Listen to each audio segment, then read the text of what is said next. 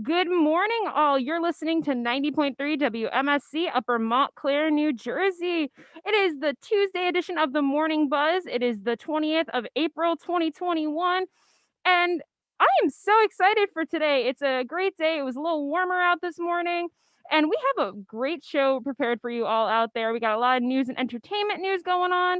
And we have an interview with Boardroom Skate at the end of this hour today, which is going to be exciting. But I want to introduce the rest of who I am with today. I am joined by my lovely co-host, Caitlin Aristizabal. How are you, Caitlin, today? Good, good. I haven't stepped outside yet, so I'm glad to hear that it's nice out. I'm getting my second dose of the vaccine in a little bit. Yay! So That's so exciting. And yeah, it's really nice out today. I think it's supposed to be about 72 degrees, but I'm sure Emma will share that with us in a little bit what the weather is. But I just said her name, but we are also joined by Emma, our news contributor. Hi, Emma. Hi, good morning. And of That's course, some we are. good.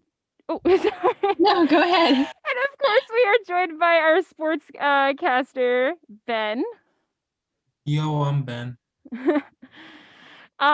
But before we kick into all the great stories we have prepared for you all today, Emma, what's going on in the world? That's some good stories. So, good morning, everyone. I am Emma Coughlin, and here are the latest news updates on 90.3 WMSC Upper Montclair. The Derek Chauvin trial is in the hands of the jury. Both prosecution and the defense told the jury to use common sense when deciding the verdict, citing the video where Chauvin knelt on George Floyd's neck for over 9 minutes. The U.S. military has prepared for protests and riots to break out following the verdict in Minneapolis and other cities across the country. Walter Mondale, former vice president under President Jimmy Carter, has died at the age of 93. Mondale was a huge liberal political figure in his time, and in 1984 he ran for president against Ronald Reagan. Mondale lost in a landslide. And the state of New Jersey is now providing an option to put an X under the gender category on a driver's license. This change is meant for those who are non-binary or gender fluid, or those who just don't want to share their gender. We have some beautiful weather today, as Amanda said, with a high of 72 and a low of 46, and it will be mostly sunny for the majority of the day. This concludes your news update for April 20th, 2021. For WMSC, I'm Emma Coughlin, and I hope you have a great day. Thank you, Emma, for that news update. And why don't we move right over to sports? What's going on in the sports world, Ben? Well, if you're a Yankee fan, that stinks. Yankees have their worst starting record since 2005, I believe, at 5-10. They are just playing like terrible. So if you're a Yankee fan, that's unfortunate. But if you're a Mets fan or Phillies fan, it's a good time to be watching baseball, as the Mets are 7-4 and the Phillies are 8-8, as they both come off to good starts, unlike, well, the Yankees. Also last night, the Sixers lost to Steph Curry and the Warriors.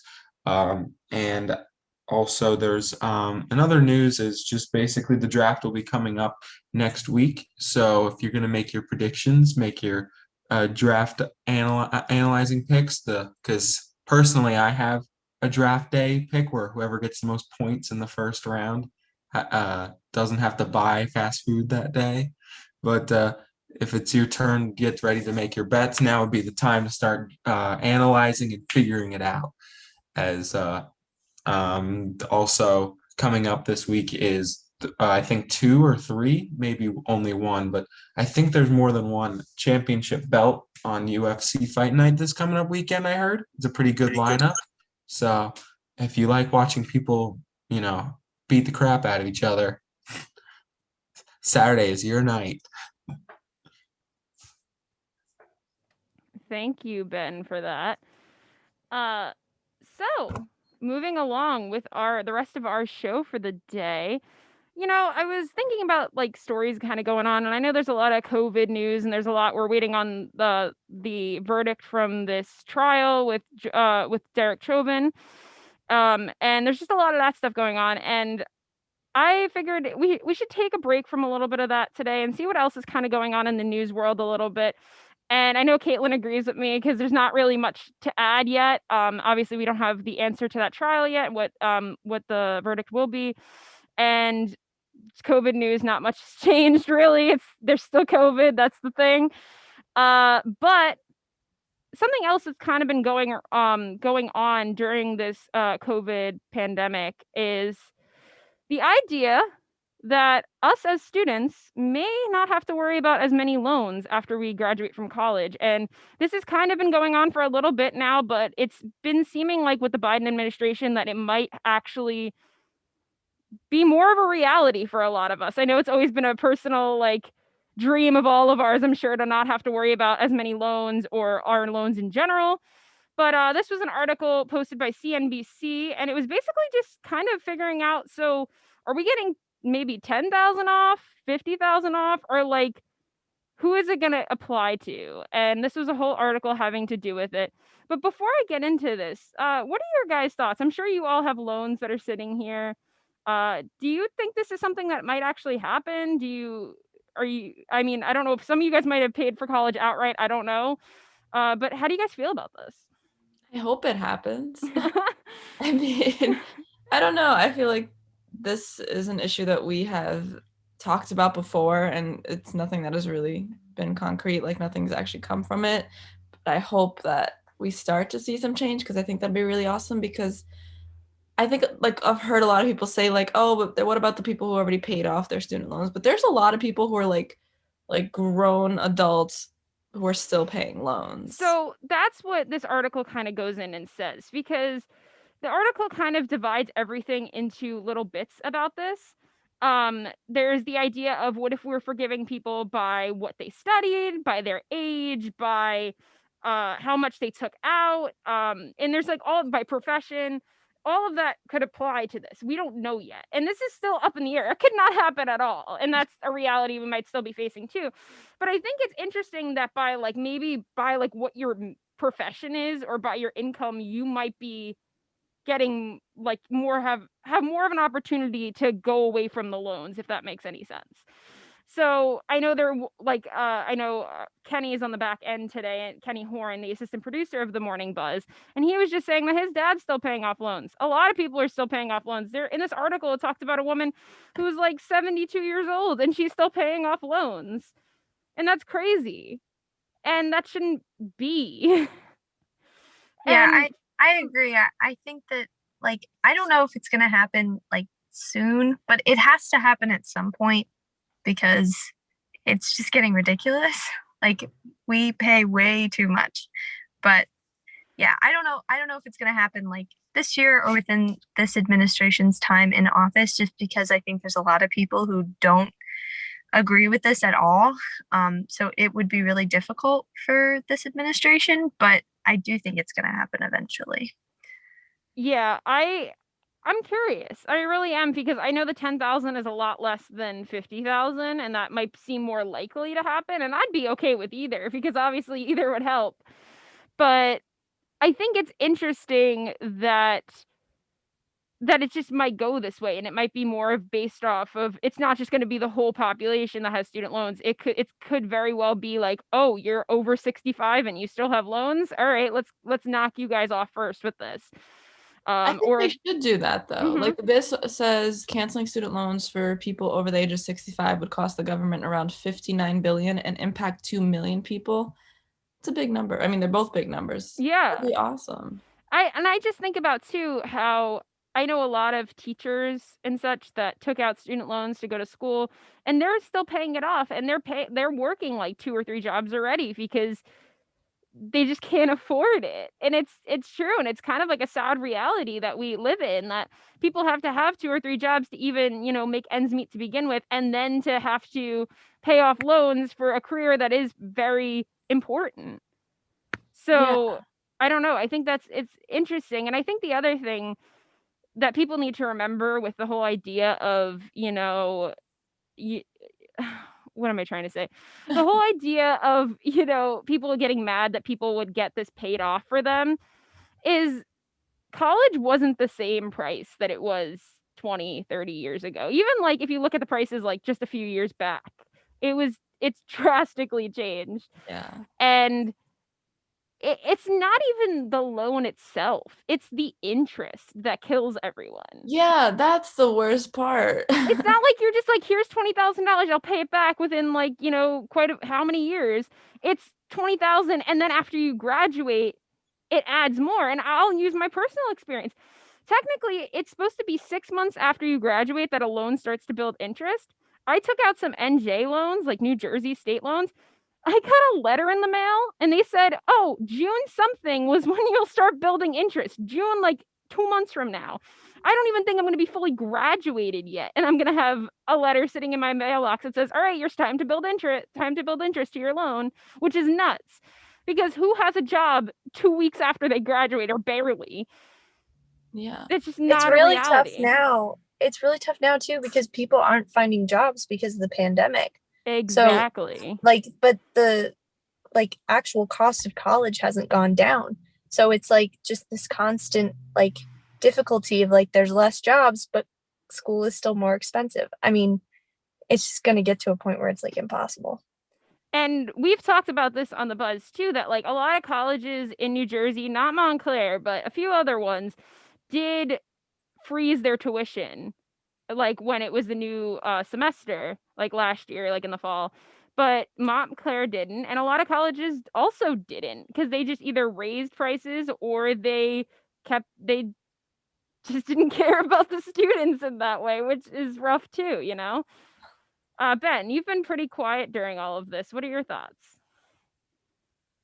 I think that number one thing is it's just room and board is absolutely disgusting. I True. think most classes, if it makes sense, it makes sense that a smart university is more expensive, blah, blah, blah, blah. But the fact that the room and board is absolutely atrocious of so much money for such little amenities is just absolutely jaw-dropping because most of that money goes to other things. And I think that is a huge problem. Like literally right now, I paid an absorbent amount of money to walk out to a giant tub getting water filled from the ceiling. I'm like, that's not it's not what I paid for. But so I think that overall there is a need for either one side to give, and I like that we don't have to pay as a side to give. So I don't know it. I don't know the ifs and buts and ands and the what would happen if this does happen. But selfishly, I don't care. You make a good point though, Ben, with the whole room and board specifically, but I'm looking even at the pandemic that we're in right now. Think about it. We've talked about it for multiple weeks here on the Buzz, on the Tuesday edition and the other editions of the Morning Buzz, about how you guys are paying to live in a residence hall right now, and we've talked about the issues that Montclair has had with res life right now and such like that. And what can you guys do? Maybe have one guest over to your room? And I understand it's a pandemic and I understand a lot of other things, but I mean, to say you can't do certain things in the room you pay already what, $15,000 for? That's crazy. You're paying to live in a cell. Basically. And I mean, maybe Ben and Caitlin, you could add a little more about actually living on campus during this. But I mean, wouldn't you say it's kind of crazy then that you're paying so much to live in a dorm? It is crazy. Cell. Okay, it's a nice cell. You live in Denalo and I live in Machuga. It's nicer than some of the other residence halls. But I mean, yeah, you're kind of stuck there a lot. My biggest complaint with Montclair is the food situation because since the pandemic, another thing. There's way less options and everything closes so early. The weekends are the worst too. They say you can't leave on the weekends, but everything is closed by 6 o'clock on Friday and Saturday. And nothing's open on Sunday. It's the weirdest thing. So you have to order food and they don't want you to leave. It's just, it makes no sense, the logic. You're paying for a different experience than you were paying, I would say in 2019. Basically. Yeah, I think first semester was very different when I was living on campus.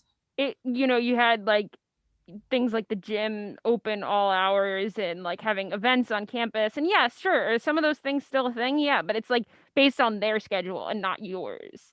Yeah. You used to have the gym is a little better. They're open until 10 o'clock every night. I think 8 o'clock on the weekends.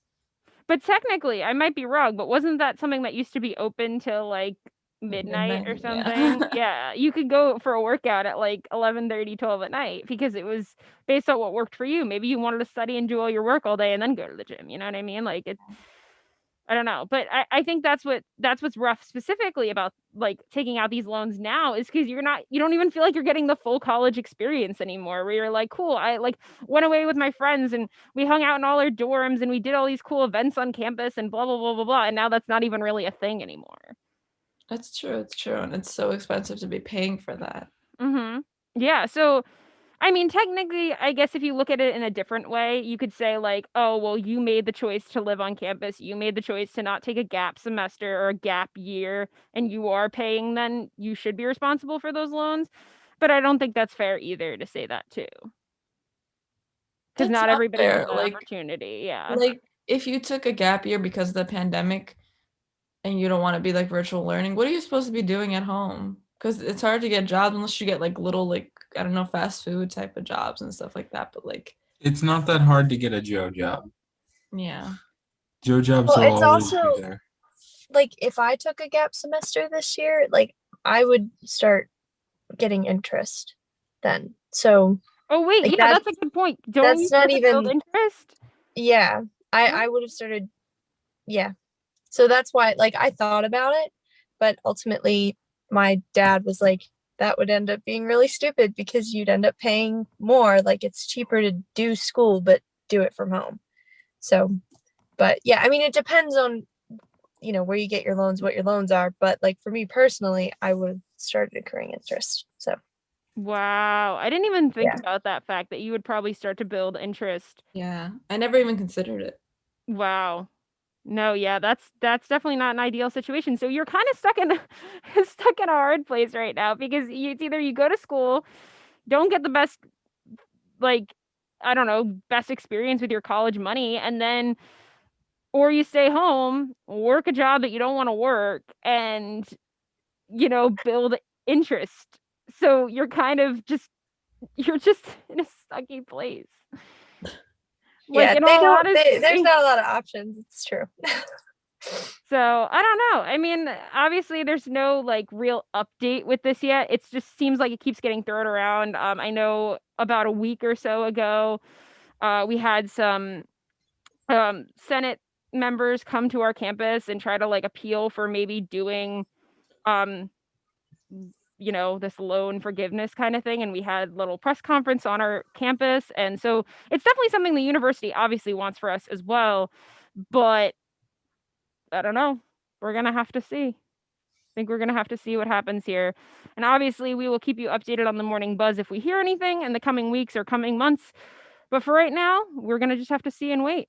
So, anyways, we will move away from this topic. And Caitlin, what is going on with our COVID updates? Okay, so COVID vaccine passports could be banned under a New Jersey bill that's being considered. It's like not official, but it's something that has been talked about. So this is from NJ.com.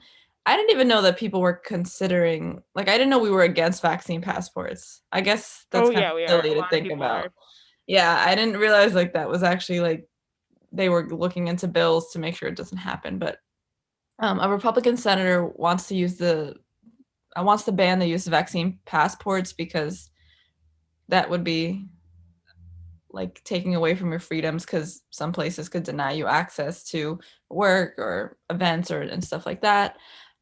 So as the article says, as the ranks of vaccinated Americans grow, vaccine passports have become a source of controversy. And advocates say passports will allow the country to reemerge safely from the pandemic and get back to normal, while opponents argue that they restrict personal freedoms and privacy rights. So, what I thought was interesting is that the Florida Governor Ron DeSantis and Texas Governor Greg Abbott already have taken executive actions in some form to ban vaccine passports, which I feel like I haven't heard about anything official happening yet. So, that's crazy. And then on the other hand, New York has introduced the voluntary Excelsior Pass to provide digital proof of vaccine status or negative COVID-19 test results. So we just kind of have these two different situations. And our governor, Phil Murphy, said that he's open to the idea of passports, but that it's a matter for the federal centers of disease control and prevention. So I just thought that was interesting because the fact that there are already states that are like trying to ban the use of it, and then other states were like, no, we need that. Does that mean like when you travel between states, like they're gonna check that type of stuff? It's just all very. It's gonna be different, I think, for everybody. Um, I was actually reading a little article last night from NJ.com, and it was talking about how NJ Pack is trying to reopen, and they're going to require either like you're fully vaccinated, or you're going to require a test if you're not going to get vaccinated. So we're going to start to see this. I know it seems like it's very early in the game, but yesterday the Morning Buzz also talked about the fact that we have reached a halfway point where half of the United States, I believe, is at least fully vaccinated, which is crazy. And that happened really fast. And yesterday, eligibility opened up for the whole United States for anyone 16 and older to get a vaccine. There's no like requirements. You just need to be 16 and older. And you could do that in your given state as long as you're working or studying there or living there. And I think this is going to become a little more of a common thing that you start to see in the next few months as more and more people get vaccinated. People are going to want proof because people are going to want to like make sure that they're being safe, because at the end of the day, no one wants a lawsuit either. That's like, oh, I got COVID at your business. Oh, I got COVID at this thing. And like, people will try to pull that stuff too. So the idea is if everybody's vaccinated, you took the proper precautions, or if everyone's vaccinated, or if everyone's tested or whatever. I will note with the whole thing with Governor DeSantis in Florida, my best friend goes to school in Florida, and her school was one of the first people to start after Rutgers, of course, allowing saying that next semester everyone's going to have to be vaccinated. And that was a big thing because that was in Florida. And not a lot of schools are doing that in Florida, because Florida is a totally different animal than New Jersey, if you think about that. And so obviously they receive some press and stuff, and they don't know if they're exactly allowed to ban it, like the passports, because if the school decides or it's okay, it's a different thing. So they're kind of reviewing the laws and stuff that DeSantis is trying to put into place. But it is something to note that even though people like DeSantis is trying to say you can't do that, it doesn't mean the school's not going to try anyways. So that's going to be something to keep an eye out for as well. But I know because that happened, places like Disney World might not be able to, depending, because in the executive order, it says even private establishments can't, which I don't know how that's allowed. What?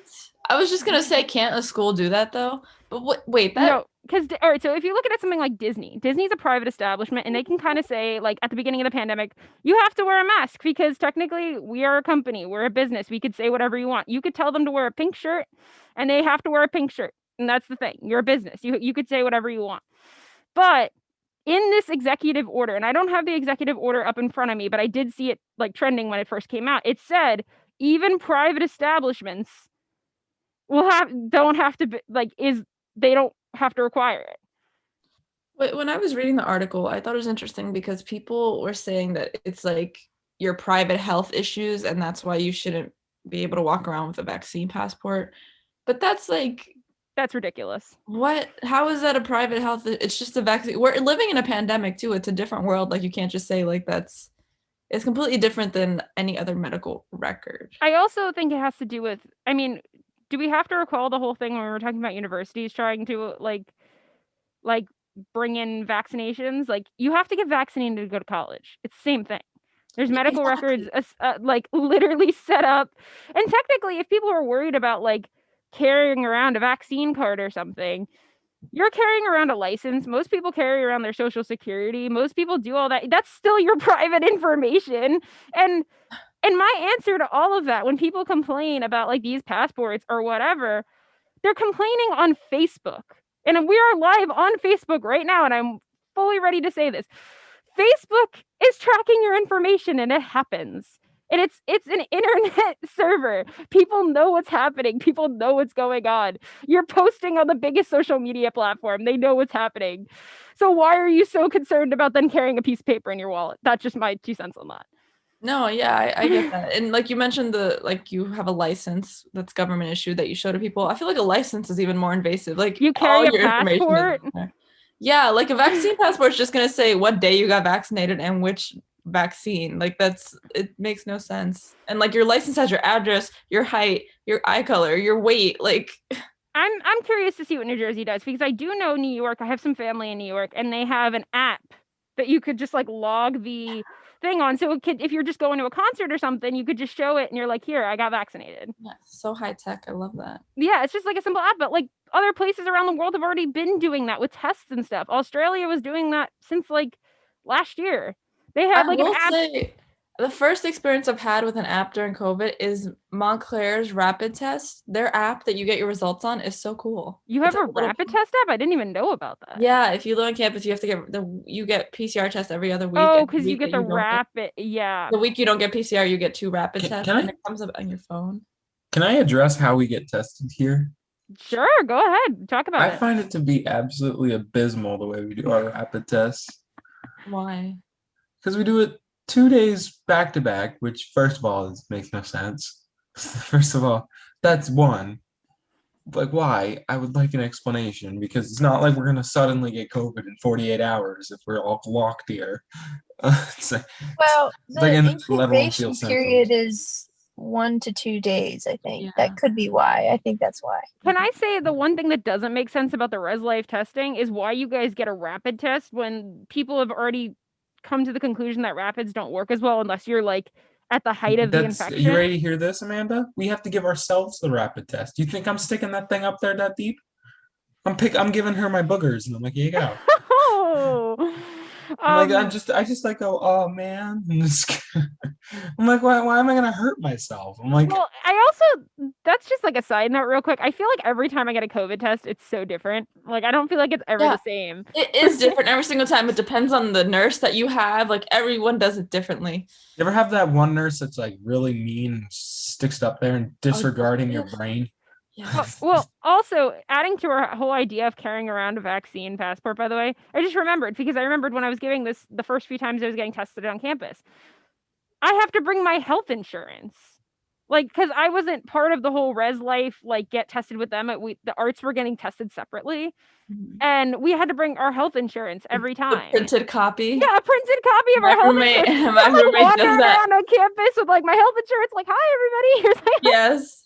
My roommate does it all the time because she's a music major. Yeah, so that's what I'm saying. But with the whole point of the rapid thing, I don't understand because why don't you guys just do one PCR 1 week and then the next PCR the next week? Because that's what I do now. That's what I mean. Like, what's the point of the rapid? Like, just make us do PCR every single week if you want us to get tested so much, and versus like PCR 2 rapids, PCR 2 rapids. Yeah, it's like, probably cheaper.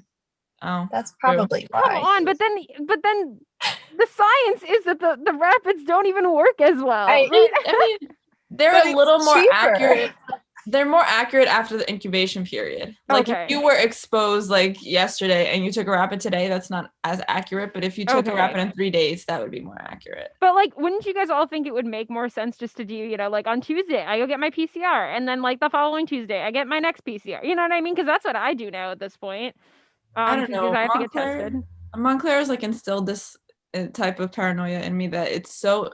I like knowing. So I like getting the rapid 2 times a week just because I know. I don't know. That's a good point too. Like as much as like I feel like I've gotten tested way more in the past few months, like I feel like it helps me be like, okay, cool. I don't have COVID. Like yeah, like if I get a headache or something or I wake up sneezing, I'm like, oh, I'm not like, oh my God, I have COVID because I just got a negative test, which is like silly, but it's gonna be weird, I think, in the summer to come home and be working again at my job at home and not know. Because I'm not going to be getting tested the way. The good thing is you're going to be upset that you're not getting a. I'm not going to be upset, but I don't think I'm stuck up your nose every week. It doesn't bother. But it could go a couple weeks without getting a test, knowing that I'm safe. If I keep myself safe, I will be kind of glad that I don't have a nurse just sticking something in my nose every day. The other thing will be that you'll be fully vaccinated because you're getting vaccinated the second dose today. So there you go. True. I will be fully vaccinated. So yeah, that's a good point though, because I've literally gotten one COVID test in my life, like ever, and it was only when like there was a confirmed case in my house. So like if I have any issues, like it's a little freaky. So that's kind of nice, actually. I mean, I don't think I would enjoy getting tested every week, but that would be a nice luxury to have. This is important to note because I think this is a question that we've gotten from some of the people that are watching on Facebook before. So as I recall, and as I know, and as a student that is also getting tested, and it might be different for res life, but as I am aware, you still have to get tested even if you're fully vaccinated, even though the CDC guideline is that technically, if you're fully vaccinated, unless you have symptoms, you do not have to get tested. And so that's what's a little weird too. But then again, we're at a private institution that could kind of just say, hey, you have to do this. You have to get tested. You have to do that. Yeah. And it's held against you. Welcome to Montclair State University. It's all all here. here. Except logic. Do you think that that's going to continue next semester? Does anyone know about that? They haven't required vaccines yet, so I don't know. I don't think they're going to be as excessive with the testing, but they probably still will make us get tested. I think they're going to make us, what would be the smart decision is to just have us all have to get vaccines and be fully vaccinated with proof So that we you have all your own did it. bubble. And then just, not even that, just like it, then all your students are vaccinated and just have a normal semester. Isn't that out of the blue? I'm curious to see what Montclair does about that, because I feel like they might mandate it, but I also feel like they might not, because they still want to be, I feel like, liked as university. If they're seeing like Rutgers, that's only a little bit away, is like, oh, we're mandating it. Maybe we can get more people to come here if like. Yeah, Montclair usually require what Rutgers does. Montclair usually ends up doing. So I don't know. So I've seen things. Yeah, I don't know. It's going to be something interesting to keep out for sure. And obviously you guys will have to keep me posted, because you guys will see the next semester of what it's like during, hopefully not Zoom University anymore, but hopefully more of a normal university life. But you think we're going to keep in contact with you, Amanda? Oh my gosh. You didn't have to hurt my feelings on the airwaves. You could have waited until I was off the call. Anyways, we're gonna segue out of that, because before we take a quick break, I think this is just a funny, really odd story that Caitlin found to chat about today. Caitlin, do you want to introduce it? Yeah, the cup story, right? Yeah. Okay. So this couple discovered that a man has been tossing used cups in their yard for 3 years. This is from AP News. And wait, what? Yes. Wait a minute. Hold on. Hold up. He just he drink a drink and he just goes, hold on, honey, and then just sneakily goes into like a bat cave and just throws a cup in there. Used coffee cups it was that he was throwing. And it's so funny. Literally 3 years, this couple just didn't know why or who was doing it. And I think they set up a camera, and then they were able to see what the car, and then they called the police and gave the police the license plate. So they got the guy, and it was, when you realize who it is, this is so funny. Oh my God, I lost my spot. I want to get it. So it was basically the wife worked with the man, and they had like disagreements at work and stuff. And that was just his way to get back at her. For 3 years? For 3 years. For 3 years, his way of getting back at her was throwing coffee mugs. The woman said that he once worked with her and they had disagreements over union issues. And that was, yeah. But he was charged with harassment and ticketed for throwing refuse onto a roadway. Yeah, he has that's a logical solution to your problems. Just throw coffee cups right at their house. I mean, it's like at least TP it next time.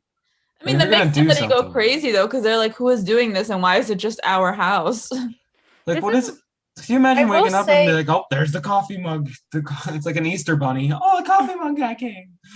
I will say that this is something that I'm pretty sure is happening at my house, like over the summer. Is it the same guy?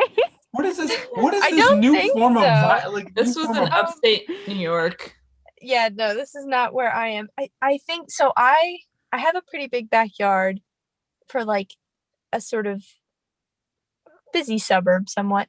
But we have a giant holly bush that's basically the size of a tree at the back. And you can't really see, like, we have a string of row homes behind us, and you can't really see like a little part of their, I guess, driveways. Don't really have yards, but driveways. But I was sitting in the backyard one day, and the guy living behind us, like, I saw him, it looked like he threw something in the back of the bush. So I went over and I was like, "Hi, did you just throw a cup in my yard?" Like, I was like, I'm gonna ask him because it looked like he did. And he was like, no. Oh my No. god. So I just like went back there and sure enough, there was a cup in the yard. I don't think he does it anymore because we ended up trimming it, so now you can see. And it wasn't just because of that. It was mostly so we can see the dog when she goes back there. But yeah, like I don't when you That's first so told the story, I petty. was like, it's probably just a neighbor who's being rude because that happened to me. I forgot the crazier part of the story. I'm terrible. The man is 76. He's been doing this for 3 years. I don't know how you find the time in your day to just throw cups in I somebody's need to yard. be aggressive to this person for 3 years. Let me throw a cup. Like, what? It's just like a minor inconvenience. Like, it's not like you're like TPing their house every day or something. It's So much kind of work. genius, actually. I have to say. Yeah, because that's what I said. Like, it would mess with the people's heads. Like, they're like, where is this coming from? Why is it every day? Why is it the same coffee cup? Yeah. I think also the funny thing is I just immediately thought of that story we were talking about a few weeks ago with the petties again. I remember we were trying to figure out like was that aggressive because they just gave the guy his paycheck in like petties and then we're like nah that's not aggressive because who would want to do that? And then we just get this story a few weeks later, so I think it's funny. But yeah, anyways. Does anybody else have any final remarks on this story? Anything? Don't throw trash on the ground, everyone. It's not nice. Littering is not nice. True. Yeah. He wasn't even charged for littering. He was charged for harassment. That's Double interesting. charged with being a ding. Like whose mindset's like this is what I'm gonna do? It's like I'm sorry. I watched New Girl. It's like a Winston prank where it's just too far and it's not funny. Or It like is like a Winston prank. yeah, it's just like it's a No little girl. spoilers. I just started watching it. No spoilers. Just know Winston's not a good pranker. So when Winston dies, I'm just joking. Wow. Oh, it's that kind of show? But no, but that's my thought process. Like, what is going through this old man's brain? It's like, yeah, it's gonna really get her. I don't know. And- People make no sense. All right. Anyways, we are going to take a quick break here on 90.3 WMSC, Upper Montclair, New Jersey. We will be back with an interview shortly with Boardroom Skate, so stay tuned. And we are back here at 90.3 WMSC, Upper Montclair, New Jersey.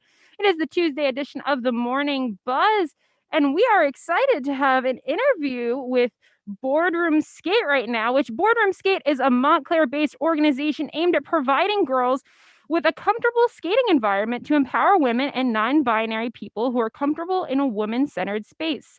Today, we are joined by the founder, Olivia Carney, as well as other Boardroom Skate members, Sophia Chapman, August DeBoard, and Emma Belsky. I'm sorry if I just butchered any of your names, but thank you so much for joining us all today. Hello. Hi, thank you so much for having us. How are you? We're good, I think. Awesome. Well, we're so excited to have you all. And for our listeners that might have just been hearing about you guys for the first time, tell us a little bit about what Boardroom Skate does and how you came up with the idea. I mean, well, we really just want other girls in our community, non-binary folks who do feel comfortable in the women-centered space, to really just have this safe place to come to every weekend, you know, have that constant reminder that they are going to have that space to skate in, so we can all just like enjoy ourselves and, you know, not worry about those prejudices and things like that. And I think it's been running for almost a year now because we started in August. So this upcoming August would be that year. That's awesome. That's crazy. You guys started this like during the pandemic too, right? Like right in Yeah. it had already been, you said August, it's already been a couple months too. Was that kind of do you think that made that process harder for you? I think it definitely did. That's Yeah, but of course we took like all the safety protocols, but I think everyone really needed something. We all needed like a safe space and like something to do during the pandemic where like girls and like non-binary people can get out and like do this like good activity. Like exactly what Sophie said. I think it was kind of like a blessing and a curse with like it was harder, like keeping things safe. We were really like worried about that. but it was also like I think more people came because people needed like an outlet and a way to express themselves and get outside. That's true, especially like in the middle of the pandemic in the summer, you just needed a little break, something to do. That's Yeah, awesome though. it definitely helped me. I mean, just like getting out there and doing a sport, hanging out with your friends, but being able to keep that social distance and keeping things safe. So Yeah, I'm assuming that would have been probably the hardest aspect, right? With like keeping that health and safety stuff going on too. Like obviously you guys had to wear masks and like obviously try to keep your distance, but you also want to make sure everybody's being safe like while riding a skateboard and stuff like that too, right? I'm assuming. yeah, like even when I help other girls, I like always make sure to use hand sanitizer in between, like, if I have to hold their hands or something like that. But we actually like canceled the events in November and then brought them back a couple months later because they're going on now. But we just stopped because COVID was just really picking up and we didn't want anybody, to get it or anything. And then we ended up having people register so that we wouldn't like reach the capacity of 50 people for outdoor events. But then the governor made it to 200, so nobody was getting to 50 anyway. So It's good to know. This sounds like a pretty big group. Like, how did you find all of these people? Like, how did you reach out to them? So we started just like telling our friends and like by word of mouth and just like posting on Instagram a little bit. And then like it just kind of spread to other people and then like more people started interviewing us and it just got out to like a larger like crowd and like it got out of Montclair too. Like we've had people like all over like around Montclair and like around the other towns like surrounding us. yeah, some lady came from Staten Island the other Oh, day, wow. which I thought Yeah, was like pretty people interesting. have definitely like reached out to us more than we've reached out to them, honestly. Yeah, it has not been hard to find like girls or non-binary folks who want to come to the events. And I think that's the most striking thing about it is like we didn't have to reach out to people. We just had to make a post on Instagram and then there was this whole group of people who wanted to come to our event. So that like shows that there is that like there are people who do want to skate and like didn't feel comfortable before doing it. Yeah, I have to Yeah. say, like, it's something to me that, like, I never thought about the fact that there wasn't really an opportunity for girls and non-binary folk to, like, actually, like, feel free to express themselves in skateboarding and those kinds of activities. There's just nothing like everyone always just assumed, oh, we go to dance or we do that. And this is like really awesome. And especially that you guys are all high school students, correct? Yeah. That's awesome. That's really awesome. Ben, I think you were going to chime in and say something. Something that I find very fascinating is how you guys are able to have such a good social media page. Like I think that you have the little nice little cartoon drawing that moves with the skateboard. I'm sorry that got I was like, ooh, I was like, that's so cool. Um, and I think that that was something that was really cool. I like how you guys take some really nice shots with the skateboards and the wheels off of them. I have no clue how you guys are able to put the wheels back. That seems like a you problem, but the I think that's really cool, and you guys really market and publicize your group so well. Who's the one doing it? Is it like collective? Is it just one person? I mean, I founded Boardroom Skate, so I kind of took on all of those responsibilities. I like having control sometimes, so I like doing everything myself. So I am an You and artist. Amanda would be great friends. I'm an Why was artist. I just thinking that? So, Yeah, Olivia does all the drawings for it. yeah, I make all the flyers and I do all the social media. We have a Facebook, we have an Instagram. I curated the website through, a source. So I was like able to add all the pictures and like have people register on there. So yeah, it's been really fun, like, curating this whole business. I also think like the reason our social media has been successful and like very well put together is because we're in high school. So like we kind of have that understanding of like what people are looking for and like most people that come to the events are it's kind of geared towards like high school age people and people who are like more in our generation. So like being able to understand social media in that capacity, I think makes it feel more real instead of just some like big production manager trying to like relate to a younger generation. That's And true. also, I think that you guys at your generation are way better at social media than any person that else that does it. Yeah, and I know we were already just talking about it with Ben, but I know Caitlin was mentioning earlier too, that your logo, just in Yeah, general. I mentioned that to Amanda. Like, I really like your logo, and I was just, did you like Yeah, you and drew that yourself, I'm assuming, but was it like a idea you had right away, like this is gonna be the logo, or was it something that you were back and forth between ideas, or? It was absolutely not the first thing I came up with. There were many drawings that were done, but my mom actually helped me like formulate this idea of boardroom skate because it does represent a woman with a tie at the head of a boardroom table, which is a skateboard, and she's holding like a cup of coffee. So yeah, I think it's like going against the norms, and you know, it represents us. I love that you have like a little story to go along with it too, because I think that like hearing that from you, it's just such a unique, more perspective on the logo for sure. And yeah, I love it. And for anyone that's not not watching us on Facebook Live or YouTube later, if you're interested, you can see the video of Olivia wearing her shirt with the logo on it and stuff. If you're curious of what the logo looks like, but what has been like your favorite part of coming up with this? What has been your favorite part of for the other members that may be being involved in this? What has been the best part of this?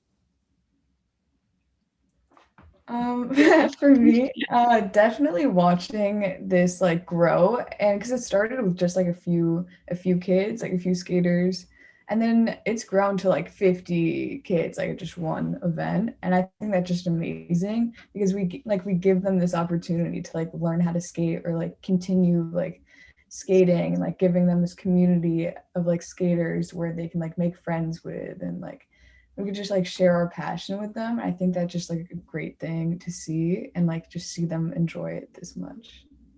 Yeah, I definitely agree with Sophie on that because I mean, there's a table that we set up at the front of the event where everybody comes and that's the first thing you see.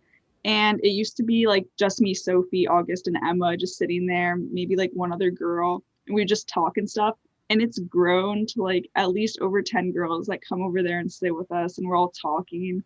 So it's kind of like we've just built like this little community of girls who just want to be like in a friendship. Like it's just a little friendship that we've got going.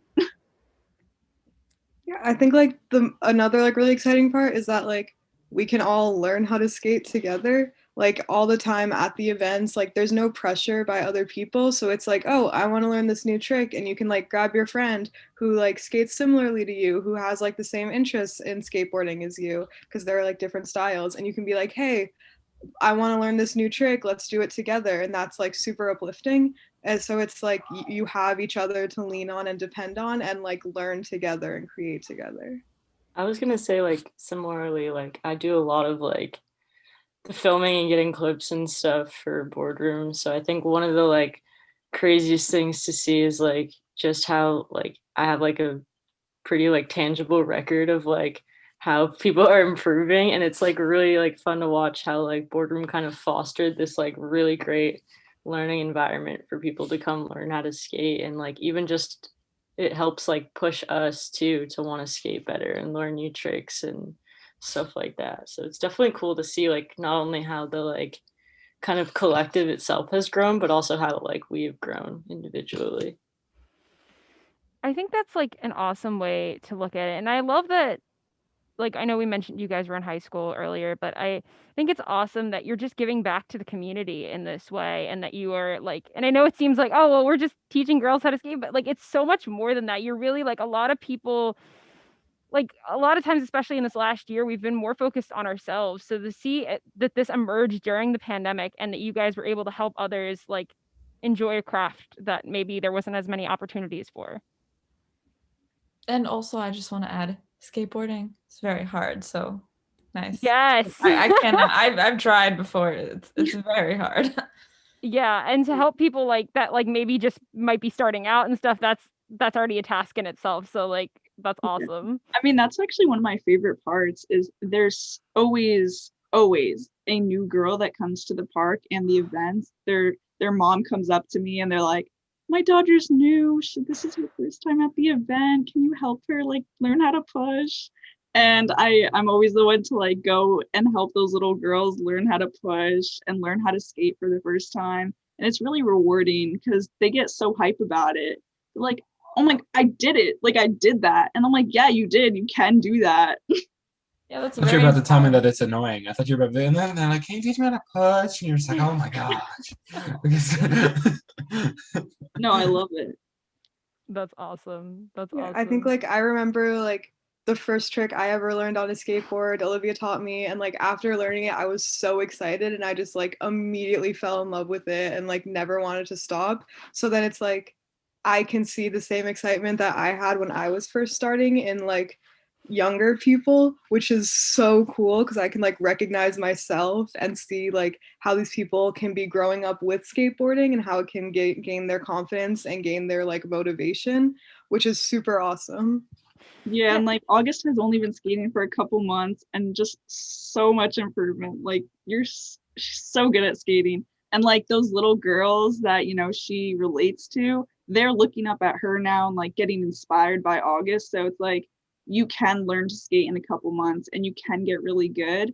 And it doesn't really matter when you start. So Yeah, I was gonna say it's also super cool to watch, like we've had, like, moms come into the park and, like, get on the skateboard and, like, do some pull off some crazy stuff, or, like, even just, like, older, like, young adults that, like, wanna come and, like, hang out and, like, learn how to skate or work on skating, like, I feel like it's really, like yes, it's, like, definitely more impactful maybe for, like, some of the younger people, but, like, everyone's getting something out of it, like, everyone's, learning and growing. It's kind of cool to see, like, a wide variety of ages, and we're just, like, all coming together to, like, do something, like, essentially we love.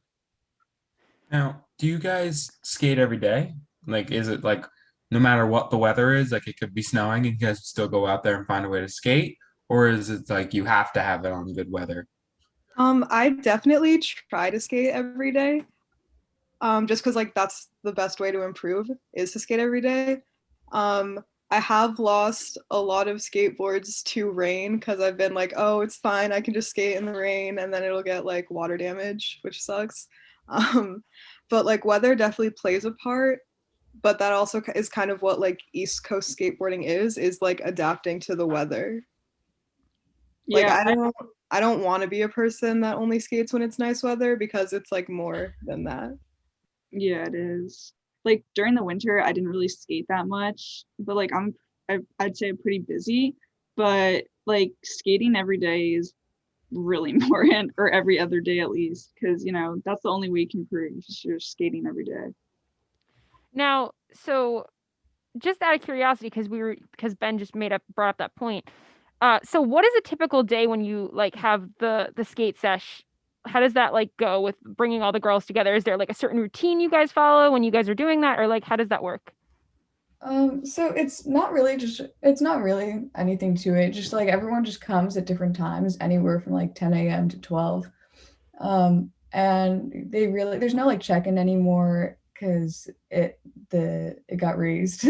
the yeah, but everyone can just come at random times and just free skate, and we're just there to like help them, like provide free waters and like masks. They don't have them. Yeah, I would say the table at the front is probably one of the most important things because we have like I think 8 complete skateboards set up that we made at like this board build that we like had donations for and stuff. And so now we have like 8 skateboards that if you don't have a skateboard, if you can't afford a skateboard, you can come and take a skateboard for the event and like learn how to skateboard. So I think that's really awesome. And we're always talking to people up there that have questions or anything like that. So I think it's really important to communicate with the people that come to our events so they know what we're about and like that we will embrace them. And we do get a lot of like roller skaters. So, it's anybody with wheels. Yeah, like me, Olivia, and Sophie usually get there at like 9:45 to set up everything. And it's like we used to come a lot earlier because there'd be like a lot of trash that we would clean up, but it's gotten better. And now, do you guys take out the whole like is the whole space just dedicated to Boardroom Skate, or is there other people skating as well, and you have to kind of work around that? I mean, there are sometimes guys in the morning and like we kind of kick them out. Sometimes people travel like to come to the Montclair skate park and I have to tell them there's, a girls and non-binary folks event going on right now, so you kind of have to go. And they'll be like, "Oh, I didn't know you rented out the space." And I'm like, "Oh, we don't. It's kind of just about morals." So if you want to, stay and be annoying, okay. But Olivia, I love that. I love that you take control. You're like, just get out. It's always so That's funny exactly where, like, when like a guy comes to the park, we're like, Olivia, you gotta like tell him what's up. Like, Yeah, we Don't have like a believe. little debate about like who's gonna talk to the guy and tell them like you need to go right now. Have you Yeah. ever had any like pushback from that? Yeah, a few All the times. time. Like a few times. Most people are understanding and like get it and like are like, oh, that's cool. But some people are just very annoyed and like, what the heck? Like, there's Well, no boys because on they're skate not park. really they're getting told to leave. When you didn't rent it out, I'm not surprised that they're gonna be like, wait a minute, what do you mean? I mean, at this point, it's like Montclair culture. Like most people in Montclair know about Boardroom. They know not to go to the skate park. It's mainly just people that are from out of town and come to the skate park not knowing that these events are being held. But also, it's only 2 hours in the morning on a Saturday. Like, I really don't think we're asking for much. Yeah. No, And I it's- get that. It's super early in the morning too, when like barely anyone is there also. So Yeah. it's like, and there's like a bunch of stuff in the surrounding area. You could like get a bagel or coffee while you wait for like a little bit, just so like girls can have a safe space. It's not like that crazy of an ask. yeah. Yeah, The I only mean, people we get beef with are like the tennis people that like get oh my mad at me. gosh, we have vendettas against them. Those those darn tennis players. No, Yeah, what a do you big mean? like part of the Montclair skate park is that like it's a tennis court and that we share it with a tennis court. So our main pushback is from tennis players getting like mad at us for playing music or like for being Wow. too loud.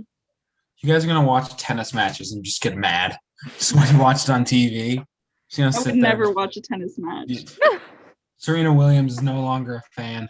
You guys are no longer Serena Williams fans. Just- Wait, guys, I don't want to ostracize Serena Williams right now. Like, we need her. Ew. Well, As a former tennis player, I totally understand why we need a skate park in Montclair. So well, unfortunately, we've actually reached the top of the hour here at 90.3 WMSC Upper Montclair, New Jersey. Thank you, Boardroom Skate, for joining us this morning. And if anybody is more interested in learning more about Boardroom Skate, like where can they find out more information? They can either go to our website where we have most of our social media, or our Instagram has a lot of, information about our events and things like that. Or you can join our Facebook group. Everything is Boardroom Skate. So boardroomskate.com, Boardroom Skate Instagram, and Boardroom Skate Facebook page. Thanks. Thank you for joining us today. And to anyone listening, if you missed any part of today's show, you could tune back in on Spotify or Apple later today or YouTube. But from Amanda, Caitlin, Ben, and Emma, and the whole Boardroom Skate team, thanks for tuning in here at 90.3 WMSC Upper Montclair, New Jersey.